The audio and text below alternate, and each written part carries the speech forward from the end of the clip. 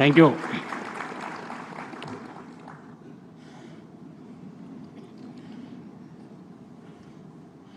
केंद्र में मेरे सहयोगी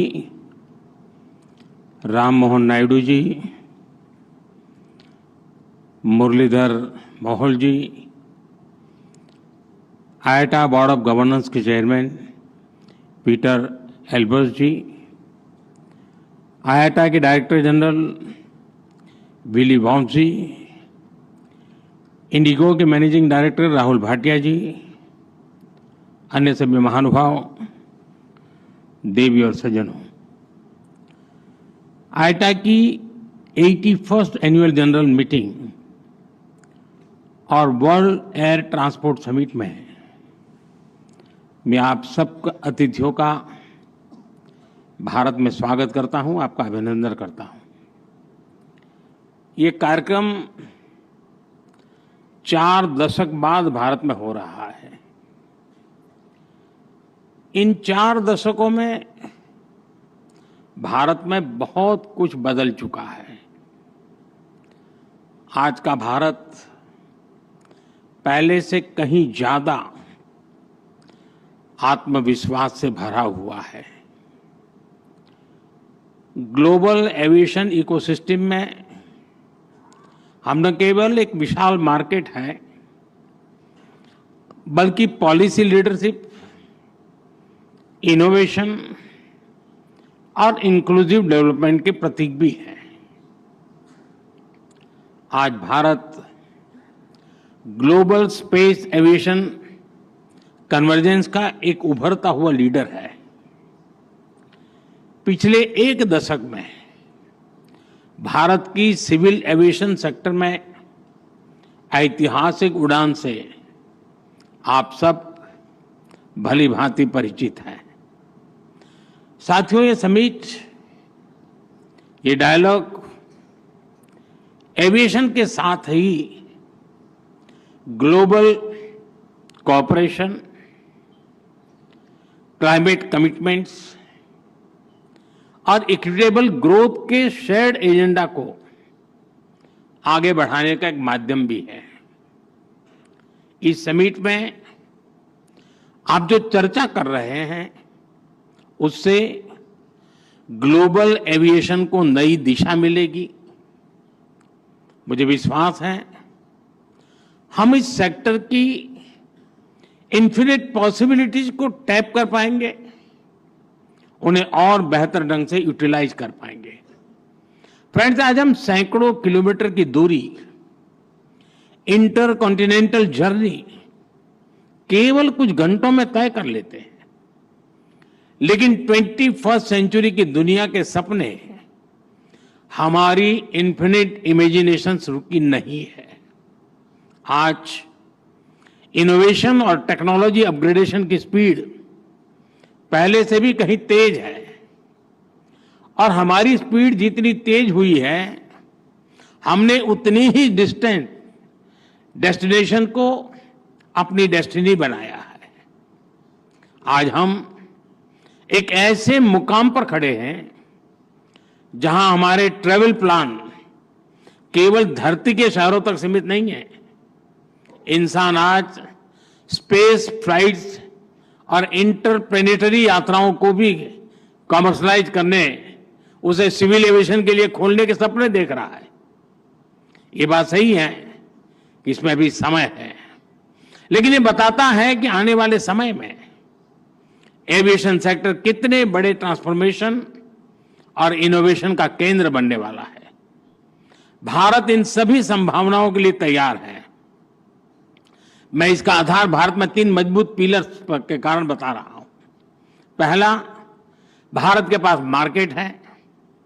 ये मार्केट मात्र कंज्यूमर्स का समूह नहीं है, ये भारत की एस्पिरेशनल सोसाइटी का प्रतिबिंब है। दूसरा, टेक्नोलॉजी और इनोवेशन के लिए हमारे पास डेमोग्राफी और टैलेंट है।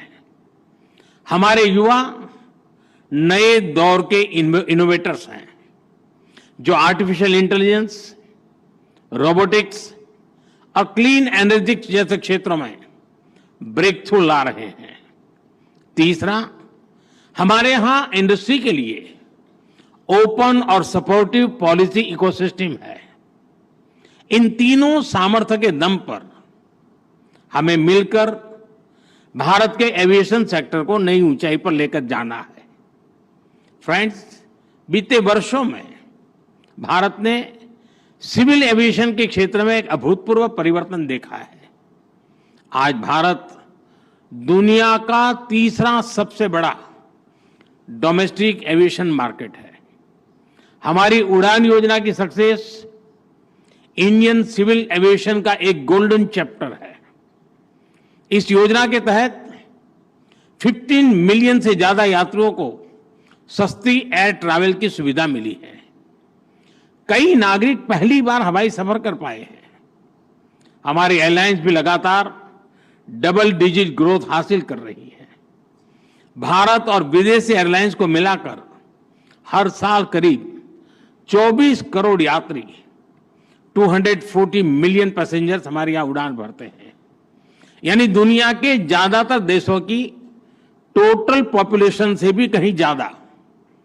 और 2030 तक ये संख्या 50 करोड़ 500 मिलियन पैसेंजर तक पहुंचने की संभावना है। आज भारत में 3.5 मिलियन मैट्रिक टन सामान एयर कार्गो से ट्रांसपोर्ट होता है। इस डेकेड के अंत तक ये भी बढ़कर 10 मिलियन मैट्रिक टन तक पहुंचने वाला है। साथियों, केवल आंकड़े नहीं है, ये नए भारत के पोटेंशियल की एक झलक है और भारत अपने इस पोटेंशियल को मैक्सिमाइज करने के लिए फ्यूचरिस्टिक रोडमैप पर काम कर रहा है। हम वर्ल्ड क्लास एयरपोर्ट इंफ्रास्ट्रक्चर में इन्वेस्ट कर रहे हैं।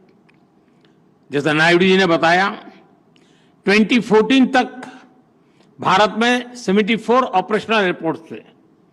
आज इनकी संख्या बढ़कर 162 हो चुकी है। इंडियन कैरियर्स ने 2000 से ज्यादा नए एयरक्राफ्ट के लिए ऑर्डर दिए हैं और ये तो अभी शुरुआत है।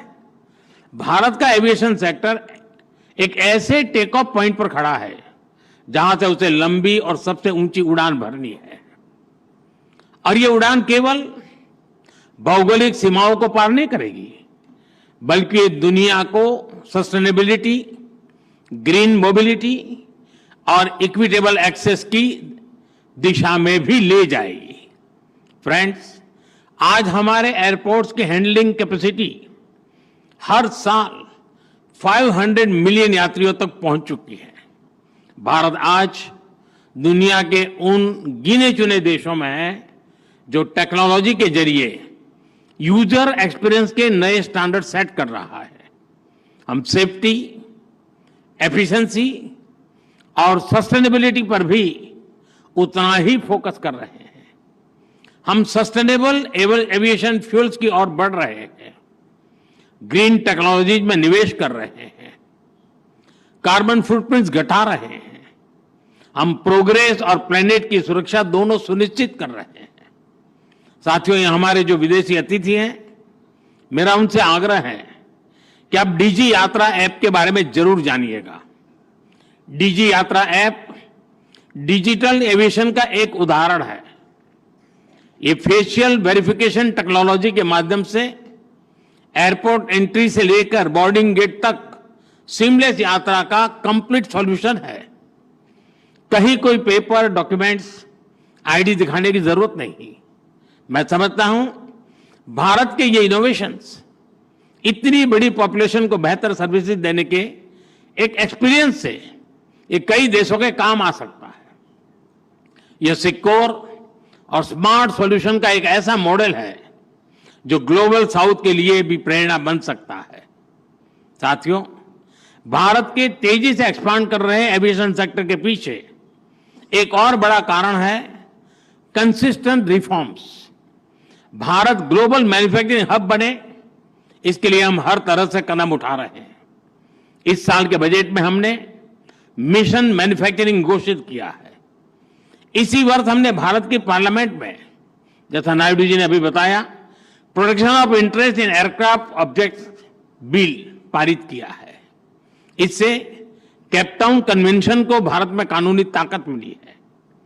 अब एयरक्राफ्ट लीजिंग करने वाली ग्लोबल कंपनियों के लिए भारत में नया मौका खुल रहा है। आप सभी को गिफ्ट सिटी में मिल रही छूट के बारे में भी जानकारी है। गिफ्ट सिटी के इंसेंटिव्स ने भारत को एयरक्राफ्ट लीजिंग का एक अट्रैक्टिव डेस्टिनेशन बना दिया है। साथियों, नया भारतीय वायुयान अधिनियम हमारे एविएशन कानूनों को ग्लोबल बेस्ट प्रैक्टिसेस के अनुरूप बना रहा है। यानी भारत में एविएशन सेक्टर के कानून सहज है, नियमों में सहूलियत है और टैक्स स्ट्रक्चर सरल है। इसलिए दुनिया की बड़ी एविएशन कंपनियों के लिए भी भारत में निवेश के लिए एक बेहतरीन अवसर है। फ्रेंड्स, एविएशन सेक्टर में ग्रोथ का मतलब है नई उड़ान, नए रोजगार और नई संभावनाएं। एविएशन सेक्टर में pilots, crew, engineers, ground staff सभी के लिए नए मौके बने हैं। एक और नया सनराइज सेक्टर उभर रहा है, एमआरओ।